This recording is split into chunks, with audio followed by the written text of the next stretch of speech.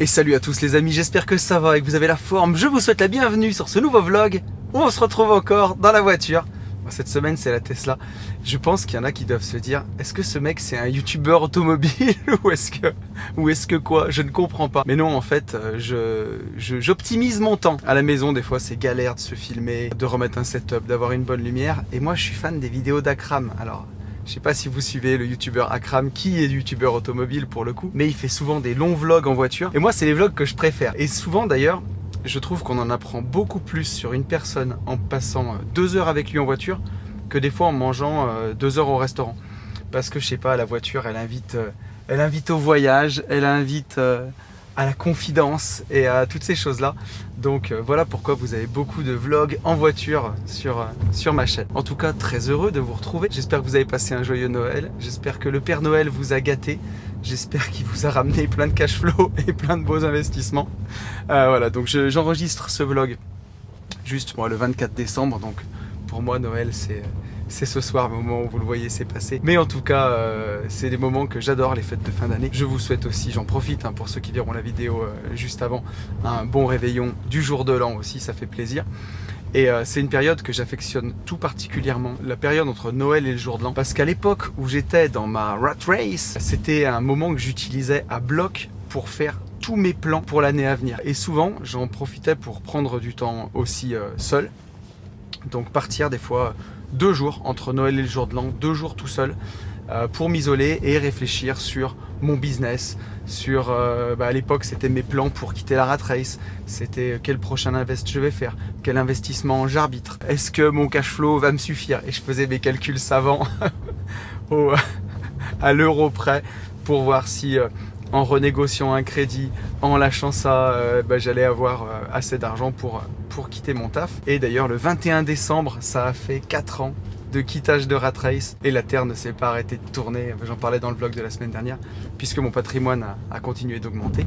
Donc ça fait plaisir, voilà, le navire tient le choc. Et mieux que ça même, il se renforce et ça c'est cool. Et justement, je vais profiter de cette semaine-là pour pouvoir faire à la fois mon bilan à moi aussi, le bilan de l'année écoulée et dresser les objectifs pour l'année prochaine. Et ça, c'est vraiment quelque chose que je vous conseille de faire à tout prix. Alors, il y en a qui préfèrent le faire des fois à la rentrée, après les vacances scolaires. Moi, je suis resté, voilà, vraiment pour moi, une année, on change de numéro. C'est le moment où on doit faire ça. Je commence toujours par faire le bilan de l'année écoulée. Donc bien sûr, ça présuppose d'avoir fait ses objectifs. Et je mets plusieurs catégories. Je mets toujours une catégorie immobilier. Quels sont mes objectifs en immobilier? Quels sont mes objectifs business? Et mes objectifs personnels. Immobilier, financier, les objectifs vraiment invest, les objectifs sur la partie business et mes objectifs perso. Donc par exemple dans mes objectifs perso, il y avait arrivé à peser 82 kg cette année. Je n'y suis pas arrivé, je fais encore 85. Allez, là c'est les fêtes. Je dois être peut-être à 86, mais bon, le CrossFit va m'aider à remettre ça d'aplomb dès la rentrée. Un objectif pas complètement accompli. Et encore une fois, ça j'en parle beaucoup dans les podcasts, quand on définit un objectif, il ne faut pas qu'il soit trop difficile, pour pas qu'il soit décourageant, mais il ne faut pas qu'il soit trop facile non plus pour qu'il soit gagné d'avance. Chez Google, par exemple, un objectif réussi, si je ne dis pas d'ânerie, parce que ça fait un moment que j'avais sorti cette stat, mais c'est un objectif qui est atteint à 70%. Donc après, à vous de voir si atteindre votre objectif à 70%, vous considérez pour vous que c'est réussi ou vous considérez que c'est déprimant. Moi, je m'étais fixé des objectifs de patrimoine que j'ai atteints pour le coup à 70% cette année parce qu'on va le voir, la bourse s'est cassée la figure, la crypto s'est cassée la figure. Donc forcément, ça m'a pas aidé à atteindre ces objectifs-là. Mais j'ai d'autres invests qui ont pris le dessus et qui m'ont aidé quand même à progresser cette année. Je crois que mon patrimoine a augmenté de 4, je l'ai fait hier. Enfin, le vrai bilan est au mois de janvier, mais bon, jusque-là, quelque chose comme 4,5%. C'est pas non plus vilain, c'est déjà pas mal. Surtout pour une année où on a eu des invests qui n'ont pas été fous, que ce soit en bourse ou en crypto, mais ça, on va encore avoir le temps d'en parler. Mais en tout cas, la fin d'année, c'est vraiment une bonne période pour faire ça. Donc, je fais le point sur mes objectifs IMO. Je fais le point sur mes objectifs financiers, je fais le point sur les objectifs business que je m'étais fixé et les objectifs perso. Donc perso, je viens de vous en partager un. Avant, je mettais toujours mes objectifs immobiliers, financiers, business avant et je mettais la partie perso en bas. Et comme là, cette année, je voulais que des choses changent, j'ai mis la partie perso en premier pour vraiment m'assurer que ces objectifs-là soient tenus. Il y en a un que j'ai pas tenu, j'avais marqué passer mon brevet de pilote d'avion et finalement, j'ai essayé, j'ai commencé. J'ai bien aimé. Mais voilà, dans la vie, on ne peut pas tout faire, en tout cas pas tout faire en même temps. Et j'ai trouvé ça très très cool, mais pas au point d'en avoir une passion et d'y consacrer le temps que ça mérite. Donc aussi, ça permet, le bilan de fin d'année, c'est à ça que ça sert. C'est de voir quels objectifs étaient importants, quels objectifs n'étaient pas importants finalement, quels objectifs j'ai atteints à 100%. On parlait tout à l'heure de se fixer les objectifs comme Google. Je pense que cette année, j'ai atteint 70% de mes objectifs si je regarde la liste que j'ai fluorée. Donc c'est plutôt pas mal. Voilà, certains objectifs sont pas atteints, je me pose la question. Est-ce que c'était un objectif important pour moi ou pas? S'il était important, l'année prochaine, il faut que je le remette tout en haut. S'il n'était pas important, je peux tout simplement le dégager et le virer de la liste. Et donc c'est ça que je fais chaque fin d'année. Et ça, je trouve que c'est hyper important de faire ce bilan-là. Et ensuite, dresser les objectifs pour l'année à venir. Objectifs immobiliers, investissement mobilier, ça c'est important. Quels investissements vous allez faire cette année? Objectif business, alors si vous n'avez pas de business en tant que salarié, sur quoi vous pouvez vous améliorer pour avoir un plus gros salaire, pour pouvoir continuer d'emprunter ou améliorer votre qualité de vie, ou en tout cas améliorer votre épargne et pouvoir accélérer votre parcours vers l'indépendance financière. Ça c'est très important. Les objectifs aussi perso, voilà. Qu'est-ce que vous avez envie d'atteindre personnellement? Est-ce qu'il y a un voyage que vous avez envie de faire? Parce que vraiment le succès il réside dans les plans. Tony Robbins disait la clarté c'est le pouvoir. Si vous avez un objectif clair, vous l'atteindrez. C'est complètement utopique, pour moi en tout cas, de démarrer une année sans avoir ces objectifs fixés. Comment vous voulez mesurer votre progression? Comment vous voulez savoir où vous allez si vous n'avez pas fixé d'objectif? Fixez-vous un objectif en termes de montant de cash flow, en termes de montant de patrimoine, en termes de progression de salaire, en termes de vente sur votre société. Et aussi, si vous avez envie d'être plus sportif, en termes de performance sportive par exemple, ou en termes de poids ou de tour de taille, si comme moi, vous aviez trop profité avant. C'est hyper important. Ça fait ressortir des choses qu'on n'aurait pas pensé au départ. J'en ai beaucoup parlé dans ces vlogs, mais quand j'ai quitté mon job, quand j'ai visé l'indépendance financière, au début, moi, je voulais vraiment vivre que de mes rentes. Et en fait, en faisant mes bilans d'objectifs de cette année, c'était pas une année à rente, quoi. Je veux dire, si je fais le bilan de cette année, la bourse, on fait moins 11% sur l'indice monde, celui sur lequel je suis le plus investi, moins 11%. Quand on vit vraiment que de ces rentes de bourse, faut être bien câblé dans la tête, faut avoir le cœur bien accroché parce que ça fait pas plaisir de voir un moins 11 sur son patrimoine. Et encore moins 11, c'est pas grand chose parce que ça peut descendre beaucoup plus bas en bourse. Crypto, là ça dépend du panier de crypto sur lequel vous étiez, mais on est sur un petit, peut-être, j'en sais rien moi, moins 400% ou moins 300%. Voilà, ça coupe par 4, donc c'est une très mauvaise année pour la crypto. Par contre, c'est une très bonne année pour continuer son DCA, que ce soit en crypto, que ce soit en ETF.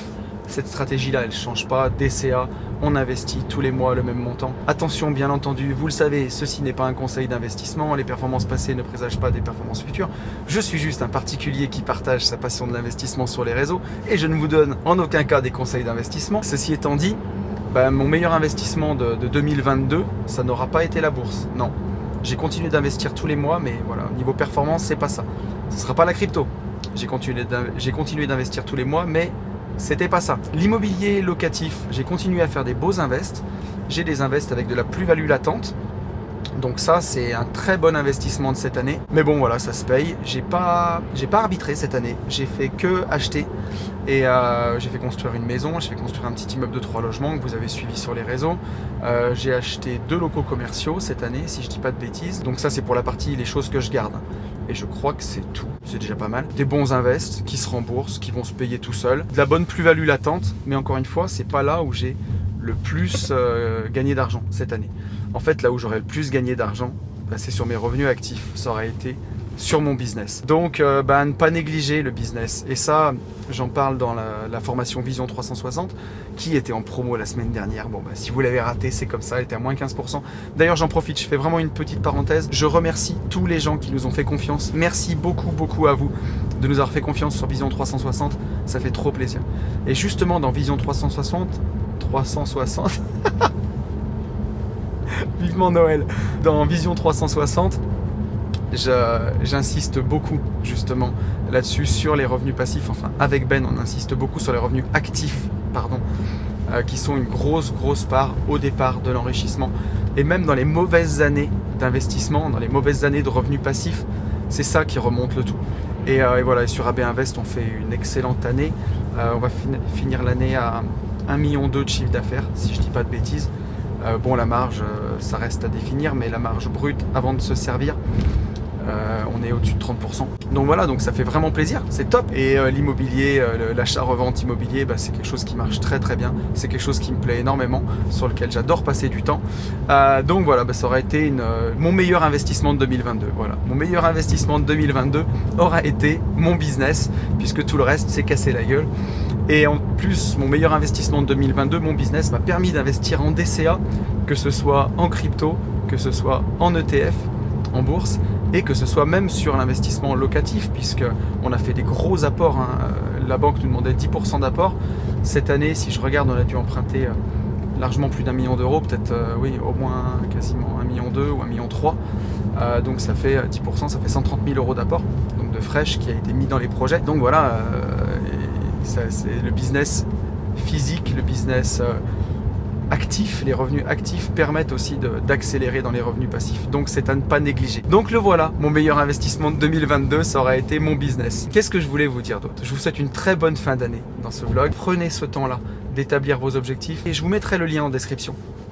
Mais j'ai consacré tout un podcast à définir ces objectifs et à pouvoir établir ces objectifs de fin d'année. Donc je vous conseille vraiment d'aller les réécouter si vous ne l'avez pas écouté et de le faire. Vraiment, c'est même pas un conseil en fait. Tout investisseur qui se respecte ne peut pas démarrer 2023 sans avoir ses objectifs pour l'année. Sinon, à la fin de l'année, vous ne pourrez pas mesurer votre performance, vous ne pourrez pas voir ce qui a été important pour vous, ce qui n'a pas été important pour vous, et pouvoir monitorer votre année et programmer l'année qui suit, et ainsi de suite. Et puis, continuer de vous connaître en fait, parce qu'avec le temps, vous verrez ce qui vous plaît, ce qui ne vous plaît pas, là où vous avez des affinités, là où vous êtes bon, là où vous excellez. Et il ne s'agit pas de réinventer la roue tous les jours, il faut appuyer là où on excelle. Nous, on se débrouille bien en division de terrain, on n'est plutôt pas mauvais pour ça. On appuie là-dessus à fond toute l'année. Donc je vous conseille de passer du temps à faire ça parce que c'est vraiment très important. Je vous souhaite une très bonne fin d'année. Je vous remercie encore pour ceux qui nous ont fait confiance pour Vision 360. Vous pouvez liker, vous pouvez mettre un petit pouce, ça fait plaisir. Un petit message pour le référencement, vous êtes nombreux à le faire, donc merci. N'hésitez pas à vous abonner à la chaîne. Vous êtes quasiment 50% à regarder les vidéos et à pas être abonné. C'est un scandale. Et voilà, je vous souhaite un très bon réveillon du nouvel an. Je vous souhaite une très bonne fin d'année et je vous dis à très vite. Salut à tous.